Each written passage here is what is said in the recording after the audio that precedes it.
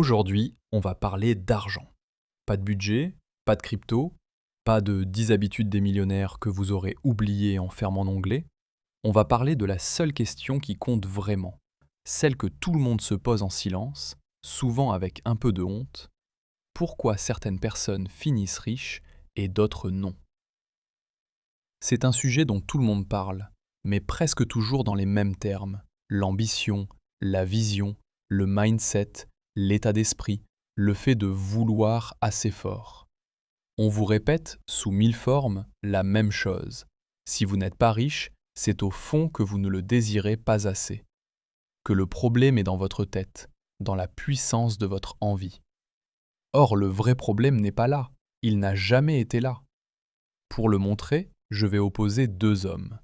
Deux hommes qui ont écrit deux des livres les plus vendus de l'histoire sur cette exacte question. Comment on devient riche? Ils sont séparés par presque un siècle.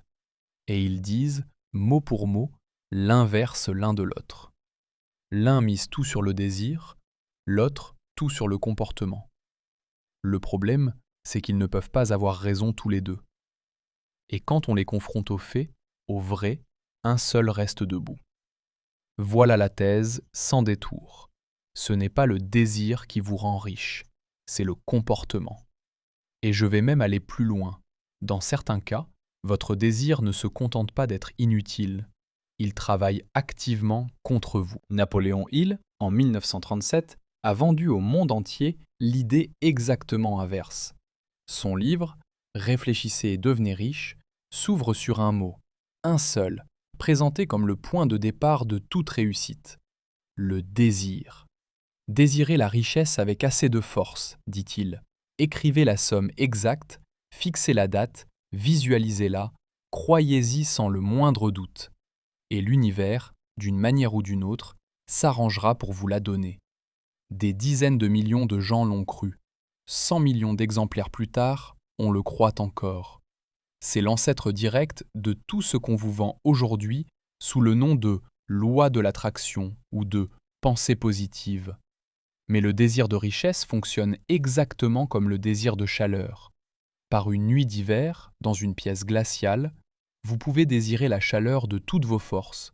Vous pouvez y penser, la visualiser, la vouloir jusqu'à en trembler. Votre corps continue de grelotter. Le désir ne réchauffe rien du tout. Ce qui réchauffe, c'est le bois qu'on met dans le poêle. Un geste ennuyeux, répété, invisible. Que vous en ayez envie ou pas, que vous y croyez ou pas, le feu se moque de votre foi. Il obéit au bois. Et ce que je vais essayer de montrer, c'est que la richesse obéit à la même physique, aveugle et têtue. Elle ne répond pas à ce que vous voulez, mais à ce que vous faites, 1000 fois, sans que ça se voie. En 2020, un écrivain américain nommé Morgan Housel a fait paraître un livre qui est, en un sens, l'exact contraire de celui de Hill. Ça s'appelle « La psychologie de l'argent » et il y résume 20 ans d'observation en une seule phrase. Bien se débrouiller avec l'argent a très peu à voir avec l'intelligence et énormément avec le comportement. Housel n'est pas économiste, ce n'est pas un professeur qui vous parle du haut d'un tableau noir, ni un gourou qui vend un séminaire à 2000 €. C'est un type qui a passé sa carrière à écrire sur la finance et à observer, de tout près, une chose qui n'avait aucun sens pour lui. Des gens brillants, diplômés des meilleures écoles, saccageant méthodiquement leur vie financière, pendant que des gens sans le moindre diplôme, sans le moindre secret, devenaient tranquillement, silencieusement riches. La différence n'était pas dans leur tête, ni dans leur QI, ni dans leur envie. Elle était dans leurs gestes. L'air de rien, cette phrase contient tout. Maintenant, essayons de comprendre pourquoi. Une pause avant d'entrer dans le concret. On va beaucoup parler de livres dans un instant, alors autant en placer un mot. Ce que je vous raconte vient de bouquins, des expériences, des chercheurs, des gens qui réussissent ou se plantent pour de vraies raisons. Moi, je les écoute plutôt que je ne les lis, en marchant, en cuisinant, dans les transports. C'est comme ça qu'ils entrent dans ma journée. Audible offre 30 jours d'essai gratuit. Lien affilié en description. Rien de plus pour vous, un coup de pouce pour la chaîne. Justement, parlons-en des livres. Prenons un cas concret. Imaginez que vous ayez 20 ans et qu'on vous offre le livre de Napoléon Hill. Vous le lirez d'une traite, en une nuit, et quelque chose s'allume en vous. On vous explique que tout commence par un désir brûlant, que vous devez écrire, noir sur blanc, sur une carte, la somme exacte que vous voulez posséder et la date précise à laquelle vous l'aurez. Que vous devez lire cette carte à voix haute, matin et soir, en vous voyant déjà en possession de l'argent, en le ressentant. Que le doute est votre pire ennemi, que la foi, la vraie, déplace les montagnes. Alors vous le faites, sérieusement. Vous écrivez le chiffre, vous le collez sur le miroir de la salle de bain. Chaque matin, en vous brossant les dents, vous le regardez et vous y croyez. Vous sentez quelque chose monter en vous, une certitude, une chaleur, un sentiment de puissance. Vous en parlez à vos proches, avec dans la voix cette assurance nouvelle qui les impressionne un peu, qui les fait douter d'eux-mêmes. Vous n'êtes plus quelqu'un qui espère, vous êtes quelqu'un qui sait. Et cette sensation, il faut l'avouer, est délicieuse. Et puis un jour, l'occasion arrive, forcément. Un ami vous parle d'un placement. Un truc sûr, dit-il, en baissant la voix. Ça double en 6 mois, il connaît quelqu'un. Normalement, vous hésiterez, vous prendriez le temps, vous poseriez des questions, vous liriez. Mais vous avez lu Hill. Vous savez que le doute est l'ennemi. Vous savez qu'il faut oser, croire, foncer, que la fortune sourit aux audacieux. Votre désir est devenu si fort qu'il ressemble, à s'y méprendre, à de la lucidité. Vous ne voyez plus la différence entre vouloir une chose et savoir qu'elle va arriver. Alors vous mettez tout. Pas une partie prudente, tout. Parce qu'à moitié convaincu, on ne gagne qu'à moitié. C'est ce que vous vous répétez, et ça sonne exactement comme une phrase du livre. Les premières semaines, le chiffre monte. Vous vous sentez validé, choisi, presque. Le livre avait raison, vous en étiez sûr depuis le début. Vous rafraîchissez l'écran 10 fois par jour, juste pour le plaisir de voir le nombre grossir. Et puis ça se retourne. Lentement d'abord, vous vous dites que c'est une correction, une respiration, rien de grave. Puis d'un coup, vous rafraîchissez encore, mais cette fois l'estomac serré. Vous attendez le rebond que Hill vous a promis, celui qui récompense ceux qui gardent la foi, ceux qui ne vendent pas dans la panique. Et voici le plus cruel. Fidèle au livre, vous persévérez. Hill le dit noir sur blanc. L'échec temporaire n'est pas la défaite. Seul abandonne ceux qui manquent de foi. Alors vous remettez de l'argent. Vous doublez. Vous refusez de vendre à perte. Parce que vendre, ce serait douter. Et douter, ce serait trahir la méthode. Le rebond ne vient pas. Et vous voilà, un soir, dans le noir, à fixer un solde. La carte est toujours sur le miroir. Le chiffre est toujours écrit dessus, de votre belle écriture pleine d'espoir. Vous l'avez désiré de toutes vos forces. Vous y avez cru exactement, méthodiquement, comme on vous l'a demandé. Qu'est-ce que vous éprouvez à ce moment précis ? Maintenant, on va laisser tomber l'argent 1 minute. Parce que dès qu'on parle d'argent, l'émotion brouille absolument tout. La honte, l'espoir, la peur de manquer, le fantasme. On ne voit plus le mécanisme, on ne voit que ses propres angoisses. Alors prenons quelque chose de ridiculement simple. C'est ridiculement banal. Un pot de basilic sur le rebord de la fenêtre. Vous voulez qu'il pousse. Admettons que vous le vouliez vraiment. Vous adorez le pesto. Pour vous, c'est presque une question de survie. Vous pouvez vous asseoir devant, le fixer des heures, le visualiser luxuriant, débordant de feuilles. Vous pouvez lui parler, l'encourager, lui promettre monts et merveilles. Vous pouvez désirer sa croissance avec une intensité de moine tibétain. Il ne se passera rien, absolument rien. Vous le savez déjà d'ailleurs, personne n'a jamais fait pousser une plante à la force du désir. Et à l'inverse, vous pouvez l'arroser un tout petit peu, tous les matins, sans même y penser, en pilote automatique, presque distrait, l'esprit ailleurs. Et dans 3 semaines, il aura doublé de volume. Regardez très attentivement ce qui vient de se passer. Il y a 2 variables dans cette histoire. D'un côté, l'intensité de votre désir. Elle peut être énorme et elle est parfaitement, totalement inutile. De l'autre, un geste minuscule, ennuyeux, répété, complètement indifférent à votre humeur du jour. Et lui, il est décisif. Il fait tout. Et surtout, c'est le point que je veux que vous gardiez, le basilic pousse à son rythme, pas au vôtre. Vous ne pouvez pas le vouloir plus vite. Vous ne pouvez pas rattraper 3 semaines d'arrosage patient en une seule après-midi de désir intense et de visualisation. Le temps ne se négocie pas. Et jamais, jamais, devant un basilic desséché, quelqu'un ne s'est dit « Le problème, c'est que je n'y ai pas assez cru ». C'est évident, non ? C'est même un peu bête à dire tellement c'est évident. Sauf que... Maintenant, revenons-en à l'argent. L'argent pousse exactement comme le basilic. Il répond à l'arrosage. Mettre un peu de côté, régulièrement, le placer sans y toucher, et attendre. Pas au désir. Les intérêts composés, ce fameux mécanisme dont tout le monde parle sans jamais le ressentir, c'est littéralement la courbe de croissance de la planète. Lente, invisible, décourageante au début, puis soudain spectaculaire. Prenez 100 € par mois, placés à un rendement moyen. La première année, c'est risible, à peine plus que ce que vous avez versé. La 10e année, c'est correct, sans plus. Mais la 30e, la 40e, la courbe explose. Et l'essentiel de ce que vous possédez, à la fin, ne vient pas de ce que vous avez versé, il vient du temps que vous avez laissé passer. Comme le basilic, l'argent pousse à son rythme, celui du temps, que vous ne pouvez accélérer par aucun effort de volonté.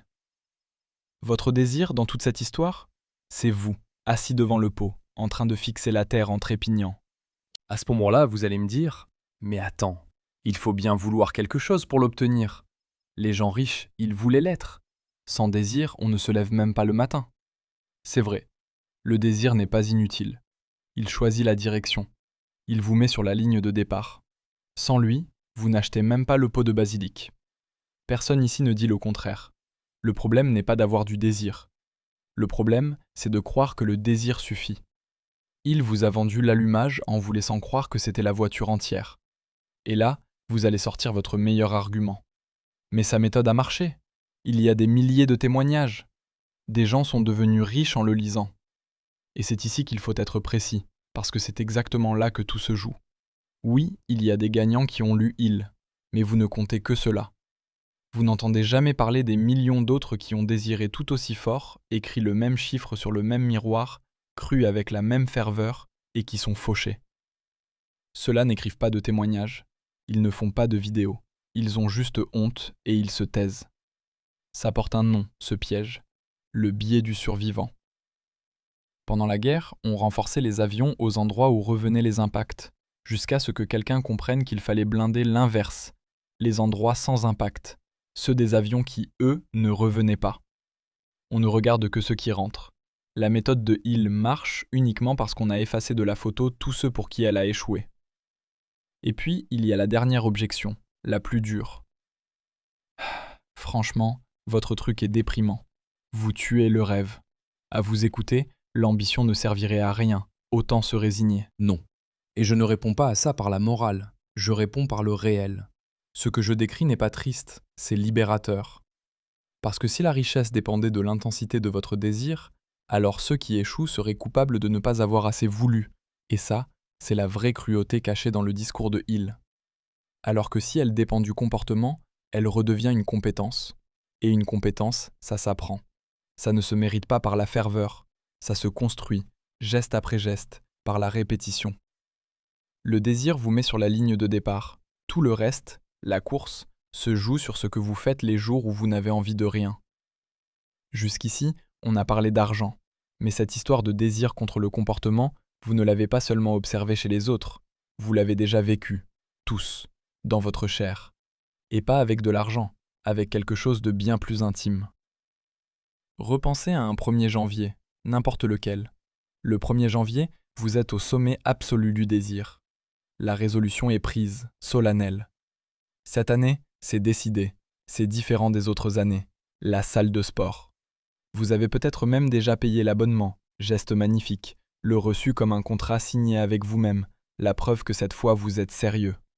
Vous vous voyez déjà, dans 6 mois, transformé, méconnaissable. Vous sentez le corps que vous allez avoir, le désir est maximal, absolument, parfaitement maximal. Et c'est ça, le piège que personne ne vous dit, celui qui devrait vous glacer. Le désir est à son maximum exactement au moment où rien, absolument rien, n'a encore été fait. Première semaine de janvier, la salle est bondée. Il faut faire la queue pour un tapis de course. Tout le monde est là, tout le monde y croit. Tout le monde a son chiffre en tête et sa version transformée dans les yeux. L'énergie est électrique. Et puis, février arrive. Vous la connaissez, la salle en février.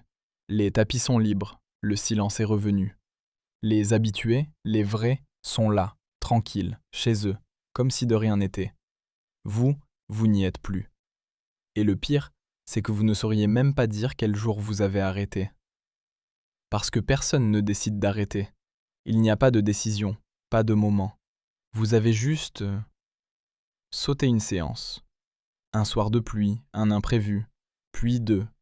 Puis l'abonnement est devenu ce prélèvement mensuel qui vous pince un peu, chaque fois que vous le croisez sur le relevé, comme un petit reproche silencieux. Et maintenant, prenez cette même image et regardez-la se répéter partout dans votre vie. L'application pour apprendre une langue, celle avec le petit hibou vert, ouverte religieusement pendant 12 jours, puis plus jamais, et le hibou qui vous envoie des notifications de plus en plus tristes. Le régime tenu 11 jours. Le cours de guitare acheté en ligne, regardé jusqu'à la leçon 3. Le livre entamé avec ferveur, corné à la page 40, qui vous fixe depuis la table de nuit depuis 8 mois. Le carnet de janvier, à l'écriture soignée, appliquée, sur les 3 premières pages, puis vierge jusqu'à la fin. Le compte épargne ouvert avec les meilleures intentions du monde, et alimenté une seule fois. À chaque fois, la même mécanique, exactement la même. Un désir énorme, sincère, au départ. Et ensuite, plus rien à voir avec le désir. Voici la vérité qui dérange. Les gens qui sont encore à la salle en novembre n'ont jamais eu, en janvier, plus de désir que vous. Ils n'étaient pas plus motivés, pas plus disciplinés dans l'âme, pas d'une autre trempe. Ils avaient simplement autre chose. Pas un rêve plus grand, un système, une habitude bête, presque idiote. Un créneau bloqué le mardi soir, non négociable, sanctuarisé, indépendant de leur humeur, de leur fatigue, de la météo. Ils y allaient les jours où ils n'avaient pas envie, surtout les jours où ils n'avaient pas envie. Parce que c'est là, uniquement là, que ça se joue. Les jours où on a envie, tout le monde y va. Ça ne compte pas. Ça n'a jamais compté. Et c'est ici que ça fait mal. Alors autant le dire les yeux dans les yeux. Vous n'avez jamais manqué de désir. Pas une seule fois de votre vie. Chaque 1er janvier, vous en débordiez. Vous en aviez à revendre, assez pour éclairer une ville. Ce qui vous a manqué, ce ne sont pas des rêves plus grands, ni des envies plus fortes, ni une vision plus claire de la personne que vous vouliez devenir. De ça, vous en avez toujours eu à revendre. Ce qui vous a manqué, ce sont des mardis. Des centaines de mardis ordinaires, gris, sans relief, sans motivation, où il fallait juste faire le geste, arroser le basilic, et où vous ne l'avez pas fait. La distance entre vous et la version riche, en forme, cultivée, accomplie de vous-même ne se mesure pas en désir. Elle ne s'est jamais mesurée en désir. Elle se mesure en mardis. Et les mardis, eux, se moquent complètement de ce que vous ressentez. Revenons à Morgan Housel. Il n'ouvre pas son livre avec une théorie, ni avec un graphique, ni avec une formule. Il l'ouvre avec un homme, Ronald Reed. Un coin de campagne, dans le Vermont. Toute sa vie, il a d'abord réparé des voitures dans une station-service, puis, à la retraite, il a passé le balai comme agent d'entretien dans un grand magasin. Il n'a jamais gagné un gros salaire, jamais, pas une seule année. On raconte qu'il coupait encore lui-même son bois de chauffage bien après ses 80 ans, et qu'il fermait sa vieille veste élimée avec une épingle à nourrice, parce qu'un bouton, ça coûte. Ses voisins le prenaient pour un homme pauvre. C'était logique, il ressemblait à un homme pauvre. Quand il est mort, en 2014, on a découvert qu'il laissait derrière lui près de 8 millions de dollars.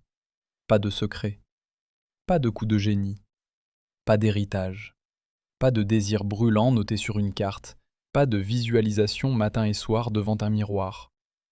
Il avait simplement mis un peu de côté, chaque mois, l'avait placé dans des entreprises solides et ennuyeuses, et puis il avait attendu, sans y toucher, pendant 50 ans.